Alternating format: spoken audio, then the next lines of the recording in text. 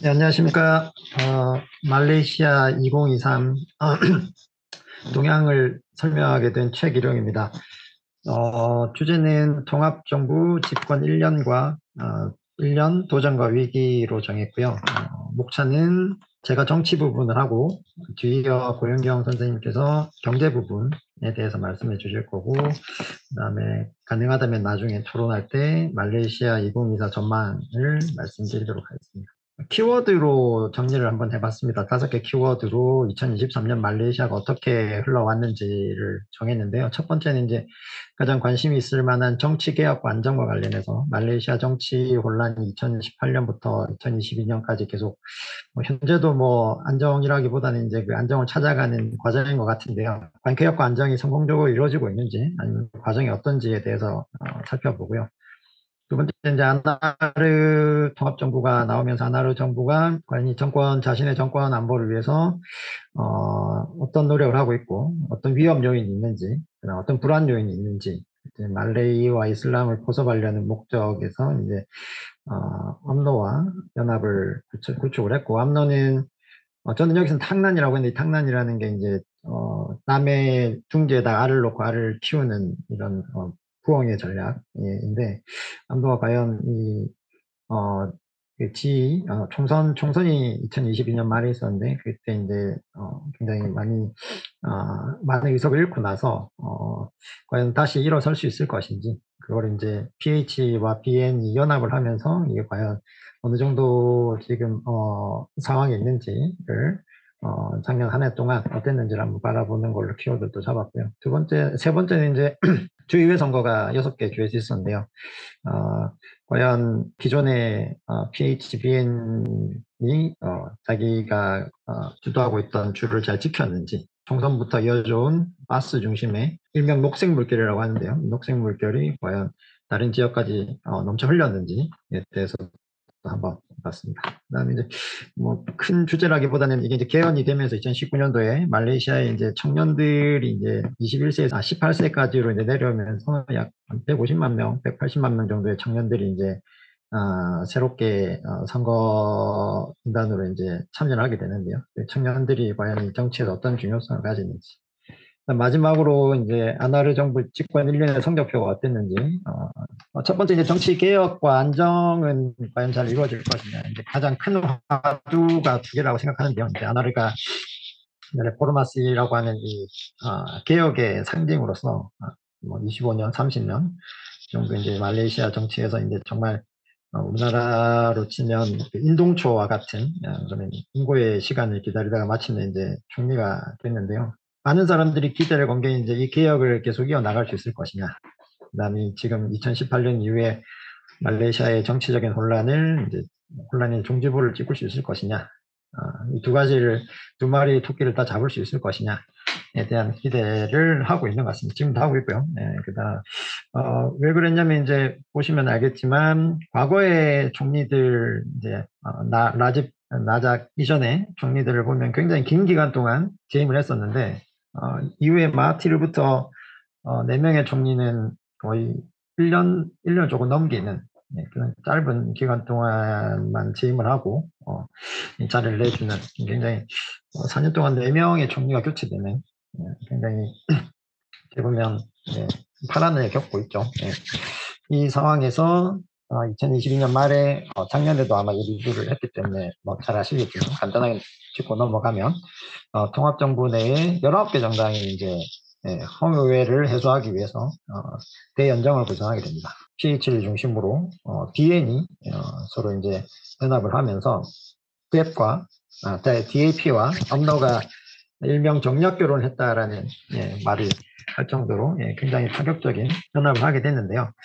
이걸 통해서 어떤 전문가들은 평가를 하기를 2008년 이후로 처음으로 정부가 3분의 2 의석을 차지했다. 그래서 아마도 2018년, 2022년에 말레이시아 겪은 정치적 불안을 해소할 수 있지 않을까. 그다음에 이제 통합정부의 면면을 보면 중도주의 신념을 가진 연합이랑 정당이 많기 때문에 바스 중심의 그다음 PN이 지금 정치 말레이 이슬람 중심의 종족 정치를 하는 것을 조금 저지하고 정치적 안정을 할 수 있지 않을까 라는 기대를 한 것 같습니다. 근데 이제 보시면 알겠지만 개혁과 안정 중에서 안화르는 안정에보다 방점을 두고 통합정부를 구성하지 않았나. 19개 정당 연합을 통해서 총리가 되면서 그 내각을 구성하게 되는데요. 그 내각을 구성하면서 이제 아무래도 업로가 이제 아무래도 캐스팅 보트를 많이 쥐고 있었고, 의석수는 적지만, 의석수는 26석에 불과하지만, 통합정부를, 통해서 이제 그 아까 말씀드린 위에서 보면 3분의 2석을 가능하게 하도록 한 역할을 했기 때문에, 개혁보다는, 왜냐면 암노의 과거가 있지 않습니까? 라집 라작이랑 그 다음에 지금 아마드 자이드 총재가 비부패 혐의로 수사를 받고 있는 상황이기 때문에 라집 라작은 지금 구속이 돼서 계속 재판도 받고 있고, 그다음에 재판이 끝난 부분은 징역을 살고 있는데 지금 뭐 사면을 요청하고 있기도 하고 한 상황이라서 과연 이 정당이랑 연합을 하는 것이 개혁을 할 수 있는 것이냐, 부분적인 개혁밖에 되지 않는 것이 아니냐라는 의심을 많이 사기 시작했죠. 그래서 출발하면서부터 이 통합정부 출범부터 개혁이 반쪽짜리에 불과하지 않을까라는 예측을 사람들이 하기 시작했고, 그것이 과연 지난 1년 동안에도 그대로 진행이 된 것인지 본다면, 뒤에 다시 한번 보겠습니다. 안나르 정부가 그래서 이제 자신의 정권 안보를 위해서 개혁을, 안정을 이제 취하면서 이제 개혁을 하겠다고 하는 부분이 좀 선택적인 개혁으로 비춰질 수 있는 부분이 이전에 전전 총리였던 무이딘 야신을 3월 10일 날 검찰이 기소하게 됩니다. 여러 가지 부패 혐의를 통해서 기소를 하게 되고, 이제 무이딘이 사임을 하겠다라고 천명을 하죠. 그래서 이걸 이제 베르사추 최고위원회는 사임을 표적 수사라는 명분으로 이건 야당의 탄압이다. 압로에 있는 지금 부총리인 총재이자 부총리인 자이드에 대한 수사는 하지 않고 무이딘 야신을 받아들일 수 없다라고 해서 사임을 거부하게 되죠. 이 사태를 보고 일부 전문가들은 통합정부가 이런 식으로 야당 총재를 탄압을 하면 보수 성향의 말레인들의 지지를 잃을 수도 있다라고 우려를 표현하게 되었습니다. 통합정부는 이제 자신들의 이 통합을 강조하기 위해서 19개 정당이 있다 보니까 이 정당들의 이 통합은 그 뜻을 모으기 위해서 여러 가지 활동을 했었는데, 대표적인 활동이 이제 5월 14일 날 디완 메르데카에서 열린 첫 대규모 전당대회입니다. 여기 이제 이 장소가 좀 상징적인 게, 여기가 주로 이제 압로가 전당대회를 했던 장소인데, 통합정부 안화르가 이 장소에서 대규모 전당대회를 열면서 우리 통합정부는 계속 하나로 뭉쳐서 중간에 흩어지지 않고 계속 끝까지 갈 것이다. 다음 총선까지도 계속 갈 것이다. 라는 얘기를 하면서 통합을 계속 강조를 했죠. 이걸 통해서 이제 8월에 있게 될 주의회 선거를 위한 이제 사전 이제 이탈을 막는 그 통합을 더욱더 강조하려고 하는 활동이었다고 보시면 될 것 같습니다. 그렇지만 이제 내부적으로는 잠재적인 균열 요인을 계속 가지고 있었다라고 보시면 될 것 같습니다. 엄노랑 대표적으로 DAP가 정략적인 결혼했지만 초당적인 결정적인 부분에서는 협력의 가능성이 있는 것이냐에 대한 의문도 있고, 그 다음에 개혁 대상인 암노 정당 내 주요 정치인들 부패를 과연 어떻게 해결할 것이냐. 그래서 말레이 지지를 얻기 위한 연정에 한계가 있는 것이 아니냐는 이 부분은 이제 계속해서 의문스러운 부분이었습니다. 이제 이 주의회 선거 이후에, 주의회 선거는 다시 이제 다른 세 번째 이슈로 같이 볼 건데요. 주의회 선거 이후에 안하르 정부가, 통합정부가 시험대에 오른 하나의 사건이 있는데, 9월 3일 날 자이드에 대한 혐의를 모두 검찰이 기소를 취하를 해버립니다. 이걸 이제 법무부가 승인해주게 되고, 그래서 많은 사람들이 이제 실망을 했죠. 정당이 그 통합정부 내에서도 반대 의견이 나오기도 합니다. 그런 상황인데 9월에는 재판을 받고 추억 중인 라작이 자기 사면을 해달라 하는 요청을 국가에게 신청을 한 것도 알려지게 됐습니다. 그래서 이제 통합정부에 있던 무다라는 정당이 있는데요. 총선에서는 단 한 표를 얻었지만 이 정당이 조금 상징적이었던 게 말레이시아 정치 체제의 발전에 관심을 갖고 있는 자유주의 청년들이 중심이 돼서 그다음 그 대표도 시에드 사디크라고 하는데 이 자유주의적인 사고를 가지고 있는 이런 개혁을 조금 더 지지하는 이런 정당으로 보시면 될 텐데 이 정당이 지지를 철회를 해버리고 탈퇴해버립니다. 그래서 통합정부가 148석에서 147석이 되는데 이제 이게 개헌선에 산석 모자라게 되는 상황이죠. 그렇게 한번 내용을 겪고 나서 그래도 통합정부가 한숨을 돌릴 수 있었던 건 비엔연합에 있는 베르사투의 의원 5명이 10월과 11월에 차례로 아나루에 대한 지지를 하면서 다시 통합정부가 152석으로 기원선 148석을 훨씬 뛰어넘는 의석을 가지게 됩니다. 야당은 조금 쪼그라든 상황이 있겠죠. 그리고 이 사건과 연계돼서 이전에 이제 있었던 주의회 선거는 6개의 지역에서 주에서 선거가 이루어졌는데요. 큰 관심은 총선에서 있었던 녹색 물결이 주의회에서도 이어질 것인가라는 것이었습니다.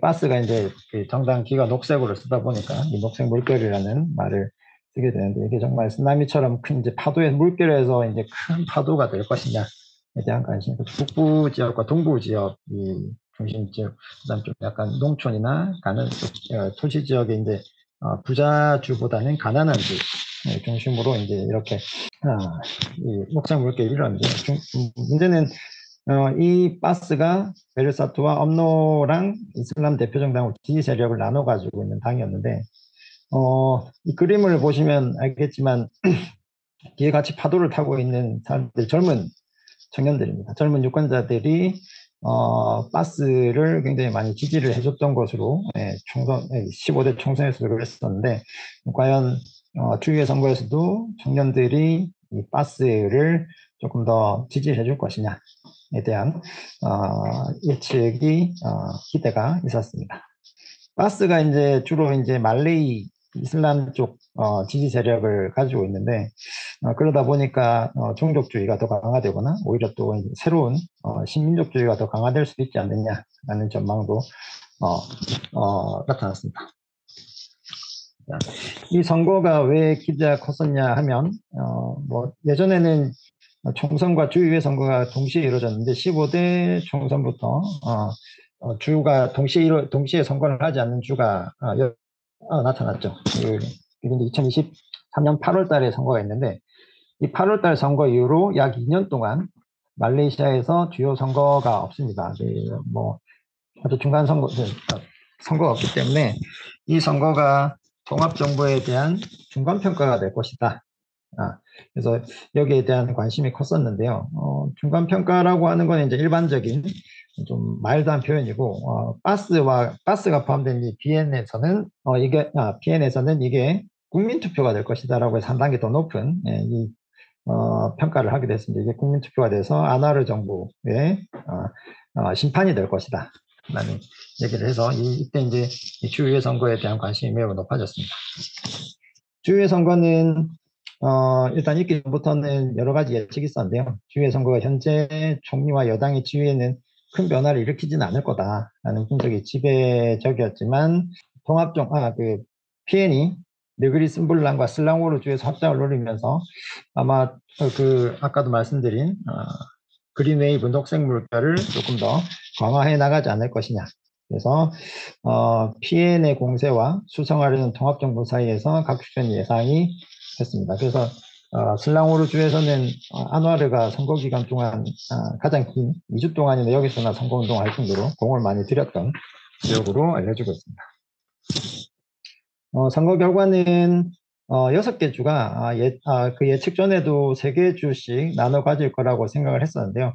그래서 뭐 3대 3으로 표면적으로 봐서는 3대 3으로 동률을 이뤘지만 이제 정치적인 의미를 조금 찾자면 슬랑호르 주에서 이제 아까도 얘기했듯이 기존의 통합정부가 3분의 2석을 갖는 게 아니라 바스를 중심으로 한 PN이 조금 더 많은 의석을 가져갔다라는 데서 바스가 조금 더, PN이 조금 더 이 선거에서는 이득을 본 것이 아니냐라는 평가를 합니다.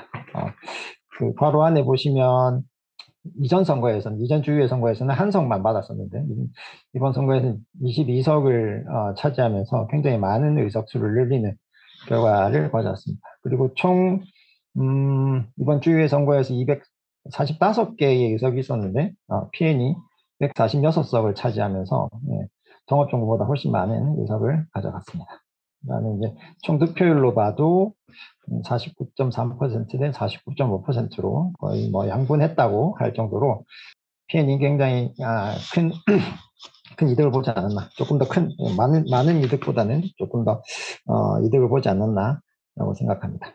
그래서 이제 특히 선거 결과를 통해서 무슬림 말레인들의 지지가 더 약화되는 거 아니냐. PHBN을 중심으로 한 통합정부는 이 무슬림 말레인들에 대한 이 지지를 어떻게 앞으로 회복해 나갈 것인가 굉장히 큰 과제가 될 것으로 생각이 되고요. PN은 여전히 지금 이제 지난 총선처럼 이제 선거 SNS를 잘 활용하고 평가되는데 비무슬림인들에 대한 이 지지를 어떻게 확장해 나갈 것인가 과제가 되고 있습니다. 말레이시아 정치에서 청년의 중요성을 본다면 확대된 청년이라는 건 2019년 개헌으로 선거권자가 확대됐는데 여기에 하나 더 더해진 게 자동 유권자 등록제라는 겁니다. 예전에는 이제 유권자를 자기가 가서 등록을 했는데 자동으로 이제 나이가 되면 자동으로 등록이 돼서 훨씬 많은 인원들이 유권자로 등록이 되고 그다음에 총선에서 틱톡을 통해서 PN이 성공적으로 선거를 치른 것으로 평가되는데 특징적인 게 청소년들이 이제 틱톡을 이슬람어로 다와라고 하는데 이슬람을 받아들이도록 사람들을 초대하는 이런 걸 도구로 정치 플랫폼으로 많이 사용을 하고 있다는 겁니다. 그래서 이게 이제 통합정부도 이게 되게 중요하다고 생각을 했는지 5월 전당대회 아까 말한 메르드 카센데 했었던 그 부분에서도 청년층이 참여하는 유니티 갱이라는 새로운 기구도 마련했고요. 근데 이제 이번 선거를 통해서 보면 지역과 소득, 종교 등에 따라서 조금 지지하는 성향이 다르게 나타나고 있는 것으로 파악이 되고 있습니다. 앞으로 조금 더 보긴 해야 될 것 같습니다. 청년들의 이 정치 성향이라든지 이런 것들은 추적이 좀 더 필요할 것 같고요. 마지막으로 아나르 정부의 집권 1년 성적표를 보면 초반에는 굉장히 높았다가 지금은 약 60%가 못하고 있다라고 보고 있고 못하고 있는 부분은 뭐냐라고 했을 때 경제적인 부분이 굉장히 큽니다. 생각보다 이제 정치라든지 뭐 이런 행정기구 같은 이런 부분들보다 경제적인 부분에서 지금 아나르 정부가 잘못하고 있다라는 평가 때문에 아나르의 지지율이 굉장히 낮아지고 있는데요. 다른 총리들 마하티르와 무히딘과 이스마일과도 비교를 해봐도 굉장히 아나르 이브라힘이 굉장히 빠른 속도로 1년 만에 68% 지지율에서 50%까지 떨어져 버리는 상황이 되고 있습니다. 그래서 아나르도 지금 1년은 잘 버텼지만 2024년은 어떻게 될 것인지 경제적인 부분을 나중에 고현경 박사님 말씀해 주시겠지만 그 부분에서 이제 조금 더 이번 정부가 신경을 써야 안정이라든지 아나르가 생각하는 정권 안보가 더 길게 이어지지 않을까라고 생각을 합니다. 이제 말레이시아는 2023년, 2024년 이제 연말 연초를 굉장히 좀 어수선하게 보내고 있는데요. 2023년 11월 23일 날 야신이 두 번째로 사퇴를 이제 선언합니다. 아까 말씀드렸던 앞에 이제 자기가 이제 수소를 받으려고 할 때 기소당했을 때 한번 사퇴를 했었다가 베르사투 최고위원회가 그 거부를 했죠. 이번에는 이제 24시간 만에 사퇴를 했다가 24시간 만에 사임을 철회를 하는데 뭐 유천이라고도 하고 24시간 사임이라고도 하는데 뭐 야신의 와이프가 뭐 설득을 했다는 말도 있고 한데 뭐 정치적인 계산이 있었다라는 얘기도 있습니다. 자기 지금 여러 그 베르사투의 의원들이 아나를 지지한다라고 이탈을 하기 시작하니까 그 부분에서 이탈을 방지하기 위해서 자신의 지도력을 좀 더 강화하기 위해서 오히려 사퇴라는 카드를 활용하고 있다라는 얘기도 있고요. 그다음에 이제 아나르가 이제 12월 10일 날 첫 개각을 통해서 어, 여러 이제 부서도 늘리고 다른 사람들도 이제 여러 인물들을 이제 등용을 하는데요. 해임된 사람은 DAP 의원 중 한 명밖에 없고 나머지는 대부분 그대로 중용을 한 것으로 보입니다. 그건 이제 경제 문제 중심으로 해결을 해서 국민 신뢰를 높이려는 전략에다가 기존 권력을 유지하기 위한 시도라는 평가가 큽니다. 그다음에 이제 아까도 말씀드린 이탈이 올해 초에 또 좀 많아져서 아까 5명에 지금 10명보다 더 많은 벨사트 의원들이 지금 아나를 지지하는 쪽으로 이탈을 하는 움직임을 보이고 있습니다. 그다음에 어제죠. 어제 이제 새 국왕이 임명이 됐는데 이 국왕이 조오르 국왕인데요. 자기는 퍼피팅이 되지 않겠다. 그러니까 허수아비 국왕이 되지 않겠다라고 하면서 자기는 할 말은 하고, 뭐, 필요하다면 뭐, 총리와도 뭔가를 하겠다라는 식으로 지금 언급을 하고 있어서, 지금 아나르 이브라임이, 국왕과도 어떤 관계를 이어나갈 것이냐 굉장히 중요해지고 있는 것 같습니다. 나집 라자 전 총리가 지금 사면되느냐, 사면되지 않느냐, 아직 이게 확실히 발표난 건 아니고, 지금 추측성 기사들이 난무하고 있는데요. 사임 아마 완전 사면은 아니고 부분적인 사면이 있지 않을까라고 하는 게 최근의 기사인데 이건 아직까지 확정된 건 아닙니다. 정치평가와 전망을 해본다면 통합정부가 정권 안정을 위해서는 지금 의석수로는 152석으로 뭐 성공을 하고 있는 것 같지만 통합정부를 공부하기 위해서 필요한 말레이 무슬림 지주의는 아직까지 제대로 잘 하지 못하고 있는 것 같고 이와 관련된 노력이 필요한 것 같습니다. 그 다음에 너무나 이제 말레이 무슬림 중심으로 보다 보니 중국과 인도인들에 대한 관심이 조금 뭐 소홀해지지 않을까 이 부분을 좀 조심해야 될 것 같기도 하고 그 다음에 확대되고 있는 벨사트 의원들의 피해 이탈과 통합정부로 이동이 업로가 가지고 있는 탕란 정신에 위협이 될 수 있지 않을까 하는 전망도 해봅니다. 그다음에 무이딘 이제 야당에 있는 무이딘의 지도력이 이걸로 통해서 약화되고 파스 영향력이 커지지 않을까 이 부분도 조금 앞으로 2024년도에 봐야 될 것 같습니다. 그다음 경제 문제에 너무 집중한 나머지 개혁을 소홀히 하는 그러니까 지금 부총리가 아직도 계속 그대로 위임되고 있는 부분들 개혁을 부분적으로만 하겠다는 걸로 비춰질 수 있을 것 같고요. 그다음에 지지, 그다음에 국왕과의 관계 정립하는 게 중요할 것 같습니다. VDS 죄송합니다. 네. 감사합니다. 네, 이어서 빠르게 발표하도록 하겠습니다. 네, 지금 제가 화면을 공유했고요. 저는 이번 말레이시아 편에서 아나르의 경제 정책이 어떻게 진행되어 있고 가장 중요한 아젠다가 무엇이며 지금 어떤 상황에서 또 어떤 계획들을 가지고 있는지를 간략하게 말씀드리도록 하겠습니다. 일단 2022년 역대급 성장률이죠. 8.7%라는 역대급 성장률로 등장을 했기 때문에 이러한 상승세를 2023년까지 이어가기는 굉장히 어려웠어요. 그리고 무엇보다도 인플레이션이 심했고 이것이 저소득층한테 굉장히 타격을 주었기 때문에 이 부분을 어떻게 가져갈 것이냐. 그러니까 성장세를 지속하면서 인플레이션을 잡는 게 등장하면서부터 이제 가장 큰 과제였습니다. 그래서 그럼에도 불구하고 또 국내에서는 완벽하게 지금 이미 정치 부분을 설명을 해주셨지만 정치 권력을 장악하지 못한 상태에서 국민들의 지지를 얻기 위해서는 단기적인 성과를 가져가면서도 또 총리로서는 중장기적인 말레이시아의 성장 플랜, 잠재력을 가지고 와야 되기 때문에 그러한 배경에서 두 가지의 큰 경제 정책을 내놓은 게 하나가 마다니 경제고 하나가 신산업 마스터 플랜이라는 것입니다. 마다니 경제는 이제 말레이시아에 관심 있는 분들은 많이 아시겠지만 말레이시아 총리들은 역대로 자기가 가진 뭐 비전들을 제시를 해요. 예를 들면 마하티르는 뭐 클린, 스트롱 앤 트러스트워시 뭐 이런 것들을 내세운 것처럼 아나르의 경제 정책은 이제 마다니라는 곳으로 대표되는데요. 마다니는 이제 6개의 이 단어들을 조합해서 만든 말입니다.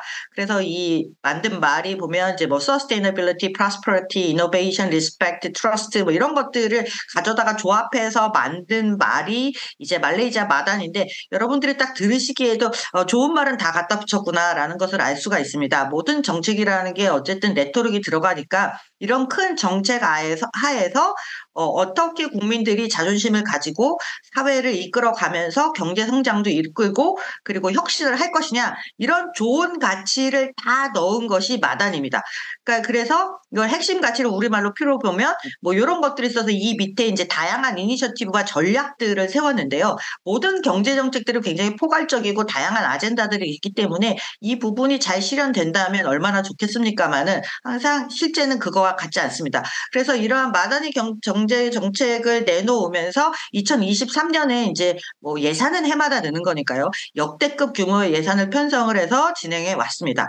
그런데 이 마단위를 처음 내놓으니까 야 가치만 있고 방법이 없는 게 아니냐라는 지적들이 나왔어요. 그래서 저는 이제 말레이시아의 이런 점은 좀 배울 필요가 있다고 생각하는데 직접 나서서 마단위 경제가 뭐다. 내가 중장기 플랜을 뭘 하겠다. 로드맵이 뭐다라고 하는 그런 자기가 말로 풀어내는 설명, 마단위 이코노믹 내러티브라는 이제 행사를 가지면서 이걸 이 마단위 정책을 좀 더 구체적으로 실행하기 위한 경제 정책으로 신산업 마스터 플랜 2030이라는 거를 내놓게 됩니다. 그래서 이 신산업 마스터 플랜 2030은 국가 경제를 이제 뭐 향상시키는 정부의 청사진, 여기 이제 제조업 섹터를 어떻게 하겠다라는 어떤 산업 정책 백서가 담겨 있는 거예요.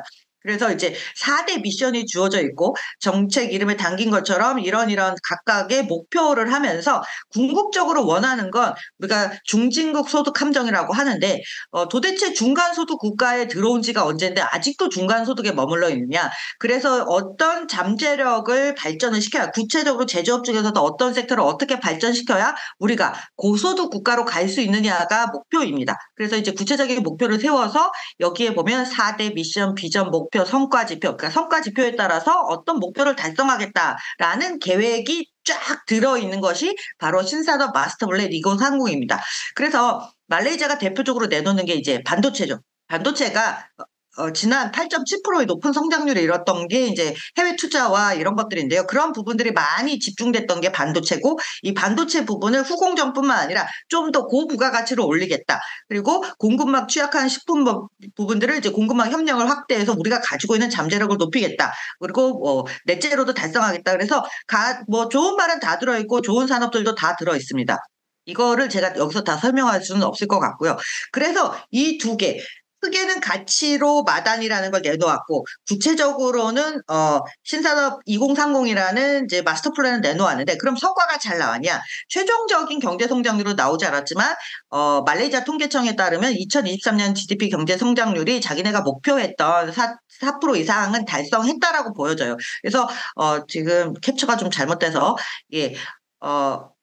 한동안 이 팬데믹으로 낮아졌던 성장률을 다시 높였는데, 그럼에도 불구하고, 워낙 2023년 세계 경제가 좋지 않았기 때문에, 예, 대체적으로 목표를 달성했어요. 그런데 우리가 구체적으로 봐야 할 것은 수출과 수입입니다. 역시, 내수에 의해서, 많은 부분들이 성장을 해왔던 건 맞지만, 수출과 수입을 보면 꺼졌다가 높아졌다가 다시 꺼지는 상황이에요. 그러니까 경제가 한동안은 너무 안 좋았던 시기가 있었고 이것들이 다시 회복을 하지만 그래도 과거에 좋았던 시절만큼 회복하지는 못한 상황입니다. 그러면 이런 성과들이 대체적으로 그래 인플레이션도 조금 잡았고 우리가 목표했던 경제 성장률에 근접했다라고 보지만 그럼 2024년에는 어떻게 더 이끌어갈 거냐. 또 역대 최대 규모의 예산안을 편성을 했습니다. 지금 가장 기대하고 있는 것은 인프라 투자에 의한 경제 성장률을 진작시키는 거예요. 왜냐하면 세계 경제가 뭐 작년에도 안 좋았고 올해도 뭐 더 좋을 것이라는 전망이 없기 때문에 인프라 투자를 이런 많은 인프라 투자를 통해서 경제 성장률을 이끌어가는 것밖에는 답이 없다라고 보고 있습니다. 그리고 그 이외에 가장 중요한 것은 이제 해외 투자가 더 고부가 가치 산업으로 들어와야 되는데 그러려면 개혁을 강조해야 되고 또 한편으로는 보조금 합리화 정책이 들어가야 되는 거예요. 이 보조금을 줄이기만 해도 말레이시아 경제는 혁신적으로 좋아진다는 그런 연구 보고서가 다 나와 있어요. 근데 이 보조금은 아시겠지만 인도네시아도 마찬가지고 다른 나라에서도 마찬가지지만 보조금 이슈는 누군가 목에 방울 달기입니다. 이게 굉장히 쉽지 않은 이슈이기 때문에 보조금을 건드릴 거라고 나왔지만 어떻게 건드리겠다라는 내용은 아직 없어요. 이 부분은 지지도에 따라서 좀 달라질 거고요. 그리고 그동안 팬데믹 때문에 많이 늘어났던 정부 지출은 어떻게 할 것이냐?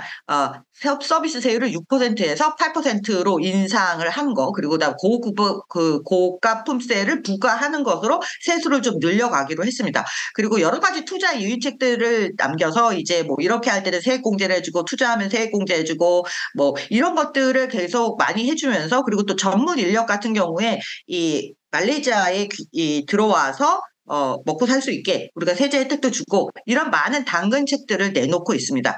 그러면 이런 걸 같이 하는 동안에 또 FDI 같은 경우도 들어와야 되는데, 그래서 가장 먼저 달려가서 만났던 게 바로 이제 중국을 방문했고요. 최근에는 이슬람 국가들과의 그 끈끈한 관계를 더 돈독히 해서 미국에서 투자가 오는 것에 대한 기대는 아직까지는 많지 하지 않고 이 양쪽에서의 투자와 관계를 이끌어가면서 자기의 이니셔티브를 가져가려는 노력들을 하고 있었습니다. 그래서 결론적으로 말하면 정치적으로는 어쨌든 통합정부는 외견상 균형으로 이런 걸 보여요. 뭐 불안한 동거를 하고 있는 거죠. 그리고 마다니 경제도 어쨌든 근접한 서민생활 안정화라는 단기의 목표에는 근접한 것으로 봅니다. 그러나 아까도 말씀드렸지만 마다니는 가치 지향하는 목표를 가지고 있지 방법론이 없다는 거에 대해서는 비판은 아직 가시지 않고 있습니다. 그리고 신산업 마스터 플랜 2030이 제시가 되어 있지만 온갖 정책들이 많이 잘 나와 있지만 실질적으로 어떻게 육성할 것인가에 대한 액션 플랜들이 전략적으로 부족하다는 거예요. 플랜이 부족한 게 아니라 과거에도 그랬고 말레이시아는 잘하는 것도 없지만 잘 못하는 것도 없어요. 실질적으로 서브스텐셜한 아웃컴을 거둘 수 있는 초점에 맞춘 전략이 부족하다는 지적을 여전히 받고 있습니다.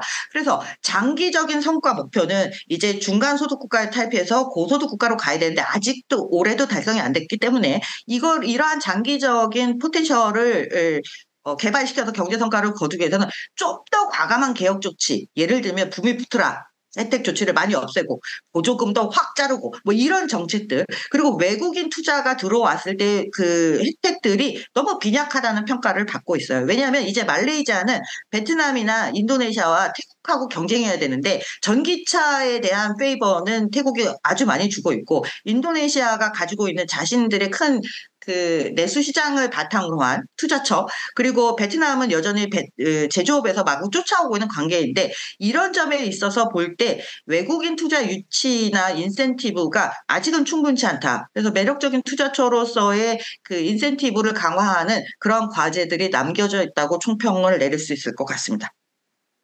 네, 토론해 주세요. 예, 제가 늘 글을 쓰다가 지금 처음으로 토론을 하게 됐는데 감회가 새롭고요. 말을 좀 원래 길게 하는데 좀 짧게 하도록 하겠습니다. 말레이시아 정치, 특히 정치 파트는 예전에 1969년 이전, 그리고 뭐 그 이후에도 뭐 방정식으로 치면은 뭐 1차 방정식, 뭐 2차 방정식 정도로 단순했었는데 이게 상당히 지금 복잡해지고 있어서 말레이시아를 전공하는 전문가들도 조금만 팔로업을 늦추면은 따라가기 어려울 정도로 복잡하게 진행된다는 거죠. 제가 이제 만약에 2023년도 말레이시아에 대한 글을 쓴다라고 하면은 키워드를 뭐로 잡을까 좀 생각을 해봤는데, 그러니까 2022년 총선 그리고 2023년 주의 선거를 해서 크게 두 가지 특징이 나타나는 것 같아요. 하나는 아까 발표자께서 얘기하신 대로 바스의 약진, 이 그린 웨이브라고 하는, 또 하나는 이제 안와르가 총리가 돼서 대연정을 이뤄서 총리가 된 거라는 거죠. 이게 결국은 이제 갖고 있는 질문이 말레이시아 정치가 어떻게 안정성을 유지하면서 소위 말해서 개혁 또는 민주주의 이 두 마리 토끼를 잡을 수 있을 것인가, 이게 현실적인 방안이 무엇인가라는 것이 큰 질문인 것 같아요. 근데 제가 이제 판단할 때 말레이시아에서 정치적으로 안정이 이루어질 수 있는 조건은 한 세 가지 정도가 보이는 것 같아요. 첫 번째 같은 경우에는 이 바스가 주도하는 어떤 그런 극단적 이슬람이 아니고 이제 세속적 이슬람에 기반해서 말레이들의 정치적 기득권이 어떻게 유지될 것인가, 이게 이제 첫 번째 조건이고, 두 번째는 인도계와 중국계의 정치적 지분이 어느 정도 이렇게 안정적으로 보장이 되는가. 이게 두 번째일 거고, 세 번째는 이제 동구 말레이시아 사바 사라왁의 어떤 그런 기득권, 자치권이 어느 정도 보장이 될 것인가. 이게 이제 크게 세 가지 키워드일 것 같은데, 두 번째 중국계, 인도계, 그리고 동구 말레이시아의 문제는 어느 정도 관철이 되고 있는 것 같은데, 지금 이제 각종 문제가 발생하는 게 첫 번째라는 거죠. 세속적 이슬람에 기반한 말레이 정적 기득권 유지를 가지고 이제 문제가 되는 건데, 과연 이게 이 바스가 약진을 한 이 그린 웨이브가 이 조건을 충족시킬 수 있을 것인가? 아니면은 안와르가 소위 말해서 개혁의 아이콘으로서 이제 그 다종족 정치를 들고 나오는데, 과연 이 세속적 이슬람에 기반한 말레이 정치적 이 기득권을 어느 정도 보장해 줄 것인가? 여기에 있어서 불안정성이 계속 이제 지속가 되는 거고, 이 과정 속에서 이 버르사트 의원들이 안와를 지지하는 그런 일련의 그 움직임들도 일어나고 있고, 무히딘 야신도 사퇴를 했다가 번복했다, 뭐 이러한 것들이 이루어지고 있는데, 이 문제에 대해서는 좀 관심 있게 봐야 될 것 같아요. 저는 이게 이제 간단한 총평이고, 우리 발표자들한테 간단하게 질문을 좀 던져보면은, 이 대연정이라고 하는, 지금 이제 19개 정당이 참여하는 대연정이라고 하는 것이 사실은 1969년 이전에 말레이시아 정치가 협의 민주주의에 부합한다라고 하는 평가를 받아왔거든요. 근데 그때의 이제 협의 민주주의의 어떤 그런 전통은 영국 식민 이 제국에 의한 외부적인 그런 요건으로 만들어진 거고, 지금은 이제 말레이시아 정치의 어떤 다이나믹을 통해서 스스로 이걸 만들어 가야 되는 것 같아요. 근데 대연정이라고 하는 구조적인 틀은 갖추어졌는데, 제가 이제 이 발표자한테 하나 궁금한 것은, 대연정만 이루어져 갖고는 협의 민주주의나 그러한 것들이 담보되지 않고, 그 밑에 세부적인 내용들이 있잖아요. 뭐 의석수나 부문의 자율성이나 이제 그러한 부분들이 담보가 돼야 될 텐데, 혹시 대연정 출범 한 1년이 조금 지났는데, 그 1년 사이에 그러한 실질적인 내용들이 좀 보여지는가? 이제 어떤 측면에서 그런 내용성들이 담보되는가에 대해서 좀 알고 계시는 내용이 있으면 좀 설명을 해주시면 좋을 것 같고, 두 번째 질문은 세 번째랑 연동이 되는 건데, 지금 이제 나집에 관계된 문제인데, 이 나집의 이 로얄 파든이죠. 지금 이제 오늘 신문을 보니까는 이번 주 내에 사면위원회에서 입장을 표명하겠다라고 얘기를 하고 있는데, 이 나집이 이제 안와르한테는 양날의 칼이라는 거죠. 나집이 사면을 됐을 때에 안와르가 이제 암노의 지지를 좀 더 받을 수 있는, 또 이제 사면이 안 됐을 때는 또 이제 암노의 지지가 좀 약화될 수 있는, 또 사면이 됐을 때 또 안와라가 자신이 갖고 있는 PKR 또는 이제 PH 내에서의 어떤 반발이 있을 거고, 그래서 이 나집의 로얄 파든에 대한 예상과 전망, 또 연이어서 지금 사실 감옥에 12년형을 받고 가 있는데, 더 큰 게 남아 있죠. 지금 이제 원 MDB에 대한 한 3개나 4개 정도가 계속 차지가 남아 있는데, 특히 이제 여기 관련돼서 원 MDB의 어떤 재판이나 그런 것이 어떻게 진행되고 있는지, 그런 거 좀 우리 오디언스한테 좀 설명을 해주면 이해에 도움이 좀 될 것 같아요. 이제 경제 부분에 대해서는 사실 저는 뭐 경제에 대해서 잘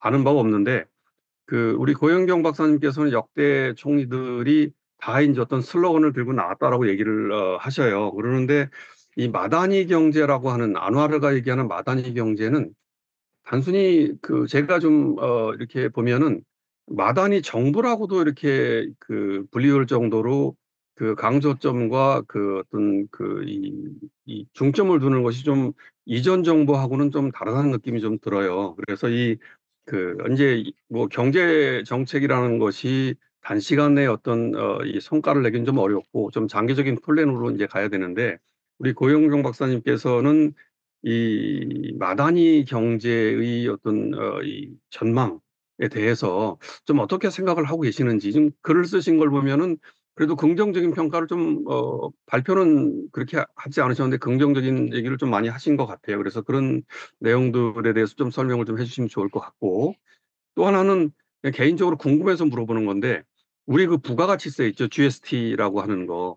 이게 지금 저도 뉴스를 언뜻 보다 보니까 GST를 다시 도입한다라고 하는 그런 얘기들이 있어요. 그런데 이게 사실 이 GST라는 것이 별게 아닌 게 아니고 나집 정권이 붕괴하는 데 있어서 가장 결정적인 영향을 미쳤던 거거든요. 나집이 이 도둑 정권이라는 말을 듣는데, 1MDB로 해갖고 얻은 이 손실을, 부가세를 가지고, 국민들의 어떤 주머니 속에서 그걸 해결하려고 한다라고 하는, 그래서 이게 상당히 상징적인 그러한 의미가 있는 걸로 저는 이해가 되는데, 이 GST를 다시 도입하려고 하는 이거에 대해서 혹시 말레이시아의 어떤 서민들은 어떤 반응을 보이고 있는지에 대해서 아시는 바가 있으면 좀 설명을 해주시면 좋을 것 같고, 마지막으로 뭐 정치하고 경제 파트에 거의 이제 집중이 돼 있고 이제 오늘도 발표를 이렇게 하셨는데, 혹시 이 사회문화적인 측면에 있어서 우리가 말레이시아의 이 상황을 이해하는 데 있어서 좀 주목해 봐야 될 그런 사안들이 혹시 있으면 그런 걸 조금 부연 설명해 주시면은 저희가 말레이시아 2023을 이해하는 데 좀 도움이 될 것 같아서 질문을 드려봅니다. 네, 이상입니다.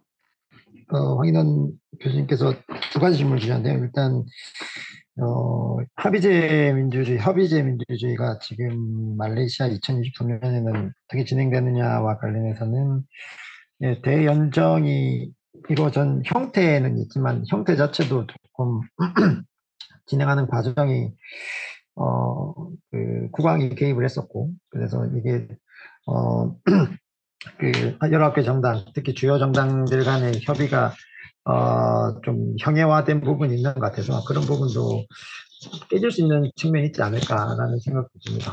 지금 또 이제 아까도 말씀하셨지만 연결된 것 같은데요. 아까 나집이 사면이 되느냐 안 되느냐에 따라서 업로와 이제 PH 내에서 이제 아나로의 관계도 다시 대연정에서 어떻게 될지도 아마 영향을 미칠 것 같고, 그다음에 이제 여러 가지 다른 조건들 중에 레이 파트가 말한 대연정, 그다음에 합의제 민주주의 필요한 대연정, 그다음에 소수자 거부, 그다음에 분분의 자율성, 연방주의를 통해서 분권적으로 권력을 분산해 나가느냐, 권력이 분산되고 있느냐. 그러니까 부분의 자율성과 연방주의 이 부분이 정확하게, 연방주의는 이제 저쪽 동부 쪽에 이렇게는 이제 그런 전통적으로 되고 있는 것 같은데, 권력이 분산이 돼서 공유가 되고 있느냐가 핵심인 것 같아요. 조건이 뭐 지금 잘 되고 있는지는 한번 다시 또 봐야 될 것 같지만, 분산이 돼서 공유가 배를 막는 것이냐, 이건 좀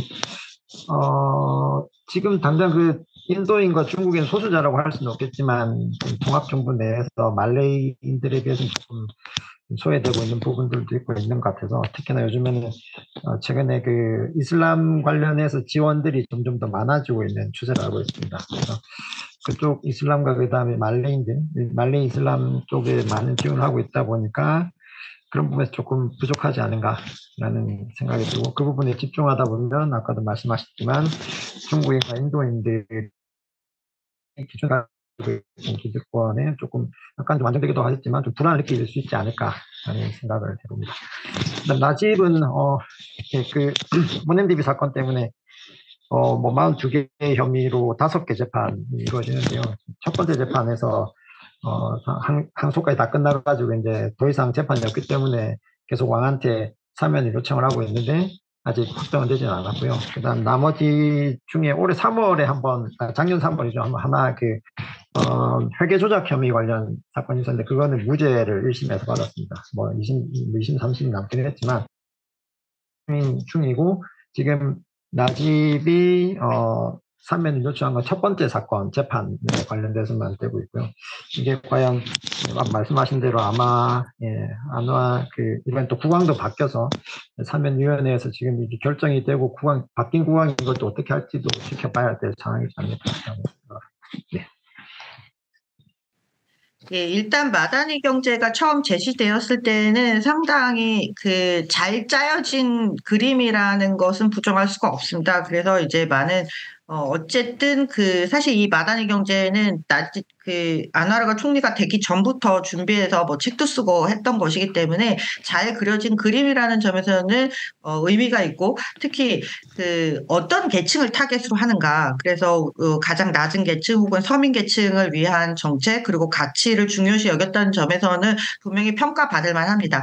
그런데 이것을 실행하는 데 있어서의 신산업 마스터 플랜까지 나왔는데도 불구하고 실질적으로 손을 대야 되는 개혁 정책을 못하는 거예요. 그러니까 지금 말씀해주신 나집의 문제라든가 그 연합정부의 구성, 이런 부분들 때문에 과감한 개혁 정책을 실현하기에는 힘이 모자라는 거죠. 이 마다니에 대해서도 모든 이 연합정부의 이 정당이라든가 이런 사람들이 동의를 했는지에 대한 퀘스천 마크가 있다라는 지적들이 나오다 보니까 뜻은 좋았고, 지금이 개혁할 타이밍이라는 건 누구나 알지만 아무도 고양이 목에 방울을 달지 못하고 있다. 그런 점에서 좀 실망스럽다라는 점이 나올 수가 있을 것 같습니다. 그리고 텍스는 아마 도입이 되더라도 뭐 한시적으로 2024년에 도입되는 거를 이제 장관이 얘기한 바가 있는데, 제가 볼 때는 국내의 지지도 문제라든가 여러 가지 상황을 보아가면서 언제 시작해서 언제 마무리를 하겠다, 이런 식으로 텍스는 사실 조금 더 지켜볼 필요가 있을 것 같습니다. 그리고 사회문화 같은 그 부분은 저희가 많이 다루지는 못했는데요. 일단은 기본적으로는 서민 경제가 좋지 않다라는 점이 가장 그 전반적인 분위기가 있는 것 같아요. 그래서 그런 부분들이 대체로는 좀 위축되어 있는 반면에, 말레이시아는 언제나 그렇듯이 아주 잘 되지도 않고 아주 바닥을 깔지도 않기 때문에 제가 최근에 방문한 그 느낌으로는 크게 달라지지 않았다. 다만 한 가지 굉장히 변화되는 두 가지를 느껴볼 수가 있는데, 하나는 대놓고 중국 편에 약간 섰고, 그다음에 두 번째는 팔레스타인 지지를 대놓고 표명했죠. 이러면서 전반적으로 무슬림에 대한 힘을 좀 실어주는, 그러면서 미국의 사실 바이든이 이 바이패스를 했기 때문에, 그래서 그런 분위기들은 조금 감지가 돼 있고, 두 번째로는 말레이시아의 김판군 감독님이 붐을 일으켰기 때문에 굉장히 좋은 상황이다. 예, 축구 때문에 굉장히 기분이 업되어 있는, 예, 사회적 문화적, 예, 트렌드가 있다. 이 정도로 갈무리 하겠습니다.